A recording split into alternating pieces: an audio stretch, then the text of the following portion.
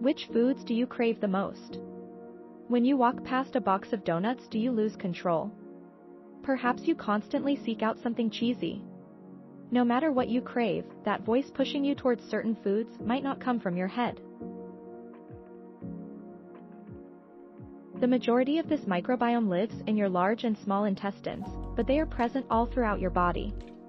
In healthy balance, these bugs all coexist, helping to manage digestion, immune response, mood, and more.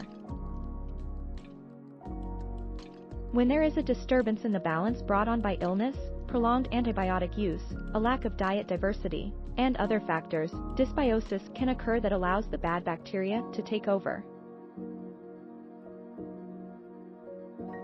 When the microbiome is out of balance, we are at an increased risk of disease, may experience poor digestion, constipation, reduced ability to absorb nutrients from the food we eat, and more.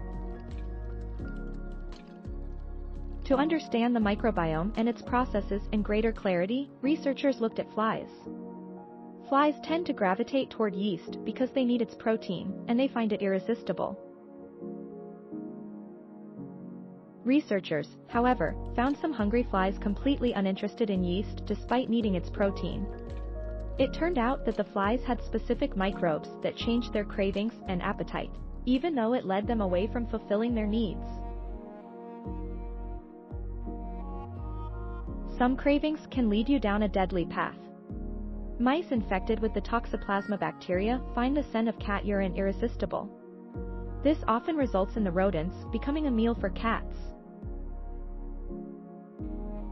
This helps the life cycle of Toxoplasma in the cat, not the mouse. The cravings seen in humans might not have such a dramatic outcome, but they can still have a devastating effect on our health over time. Animal behavior can be an indicator of how humans will respond to similar stimuli, but it is not a guaranteed match. To understand better how the human microbiome functions, scientists have gained some important insight by observing gastric bypass patients.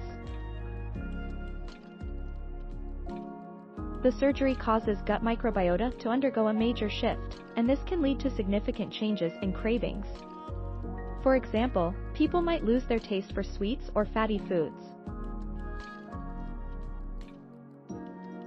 Researchers now believe these changes in cravings, rather than the reduced stomach volume as has been widely believed by many for decades, makes these operations a success.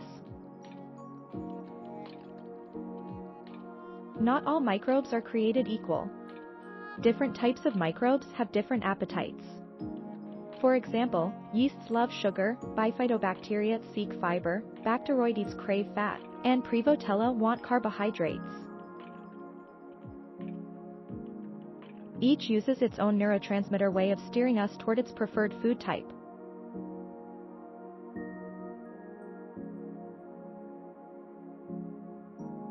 For example, some microbes will change your taste buds, increase your cannabinoid and opioid receptors, and produce serotonin or dopamine to make you feel good when you eat these foods.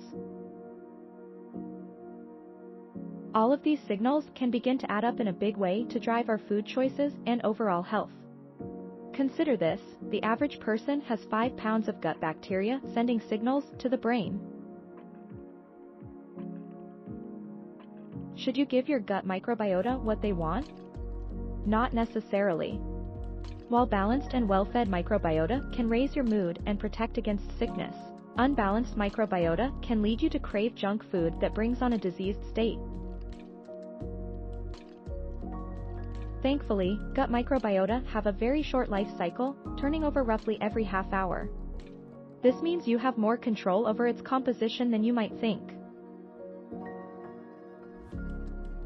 Thanks for watching. Please subscribe.